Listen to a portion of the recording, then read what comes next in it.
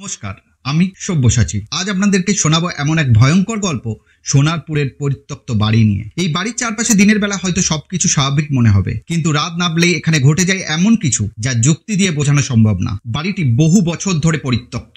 স্থানীয়দের মতে এখানে একসময় এক ধনী পরিবার বাস করত, কিন্তু একদিন রহস্যজনকভাবে পুরো পরিবারটি অগ্নিকাণ্ডে পুড়ে মারা যায়। তারপর থেকে এখানে কেউ আর স্থায়ীভাবে থাকতে পারেনি। যারা থাকার চেষ্টা করেছেন তারা ভয়ঙ্কর অভিজ্ঞতার সম্মুখীন হয়েছেন। কেউ বলেন রাতের বেলা দরজা জানলা আপনা আপনি বন্ধ হয়ে যায়, করিডোর দিয়ে ছায়ামূর্তি হেঁটে যায়, আর কিছু অদ্ভুত ফিসফিসানি শোনা যায়। এক যুবক দল একবার চ্যালেঞ্জ নিয়ে রাতের বেলা এই বাড়িতে প্রবেশ করেছিল। প্রথমে সব স্বাভাবিক ছিল, কিন্তু কিছুক্ষণ পরেই তারা শুনতে পেলে এক শিশুর কান্নার আওয়াজ। ঘরের ভেতরে আলো ফেলতেই সবাই হতবাক, কোথাও কেউ নেই। হঠাৎ দলের একজন অনুভব করলো কেউ যেন তার কাঁধে হাত রাখলো। সে ভয় পেয়ে পিছনে তাকালো, কিন্তু পিছনে কেউ ছিল না। একদিন গভীর রাতে এক ট্যাক্সি চালক এই বাড়ির পাশ দিয়ে যাচ্ছিলেন। হঠাৎ রাস্তার ধারে তিনি দেখলেন এক সাদা শাড়ি পরা মহিলা দাঁড়িয়ে আছেন। তিনি গাড়ি থামালেন না, কিন্তু আয়নায় দেখলেন মহিলাটি গাড়ির ঠিক পিছনে দাঁড়িয়ে আছে। ভয়ে তিনি দ্রুত গতিতে গাড়ি চালিয়ে দেন। পরে স্থানীয়দের কাছে শুনতে পান এই রাস্তায় অনেক চালকই এই অভিজ্ঞতার সম্মুখীন হয়েছে। অনেকেই বলেছেন বাড়িটি অলৌকিক শক্তির অস্তিত্ব আছে, কেউ কেউ আবার বলেছেন এটি শুধুই গুজব। কিন্তু সত্যিটা কি তা জানার জন্য আপনাকে একবার এই বাড়ির সামনে যেতে হবে